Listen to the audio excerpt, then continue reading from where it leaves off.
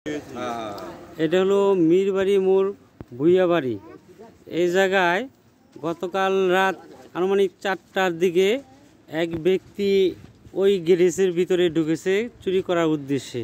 তো রাত 4টা বাজে ঢোকার পরে যে কোনো কারণে সে ধরা পড়েছে। ধরা পড়ার কারণে তার যে সাথী, তার যে লিডার, সে পালিয়ে যায়। পালিয়ে যাওয়ার পরে তাকে ধরে এখানে বেঁধে রাখা হয়েছে। আমরা ঘটনাক্রমে জানতে পারি সে তাকে কেন বেঁধে রাখা হয়েছে। এই তোর বাড়ি কই ক? মার্কেশন। আসলে বাড়ি কোথায়?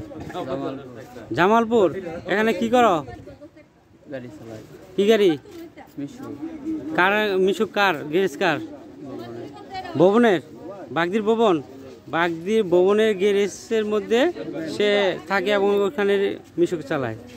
তো ওইখান থেকে রাত 4টা বাজে যখন ওই বাঙালি দোকানে সে চুরি করার উদ্দেশ্যে ঢুকার পরে জনগণে আসছে, আটক হয়। আচ্ছা, তাকে কে ধরছিল?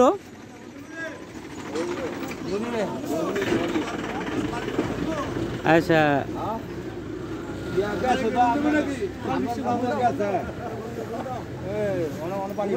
যার চুরি হয় সে বুঝে, যে চুরি করে সে তো বিক্রি করে মাত্র 200 টাকা।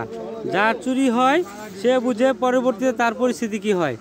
এখন এই যে এই বিষয়গুলো প্রত্যেকটা জায়গায় জায়গায় এরকম হাত পা তার সবই আছে, কিন্তু তারপরেও যে চুরি করে তাদের জন্য এমন দৃষ্টান্তযুক্ত শাস্তি করা উচিত যাতে পরবর্তীতে তাকে দেখে আরও 10টা চোর যাতে শুধরে যায়।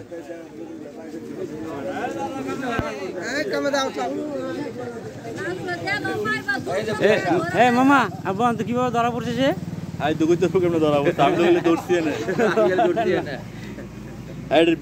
আমার বস্তা লইয়া দৌড় দিছে ও এর সাথে যে ছিল, যে তাকে নিয়ে আসছে, তাকে কি ধরার কোনো ব্যবস্থা হয়েছে বা রসুনের ছেলে রাজু, রসুনের ছেলে রাজু ঢুকাইছে আর বাপ লাগে রাজু কি আগে থেকে এরকম কাজ করে? ডেলিতে করে।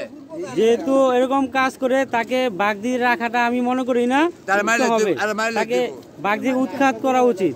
এভাবে আপনারা কি বলেন সবাই?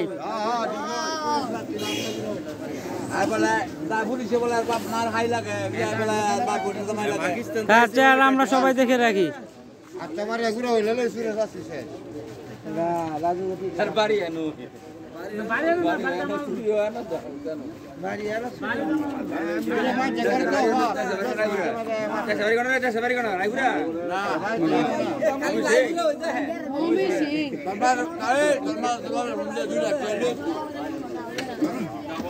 $2 লাখ।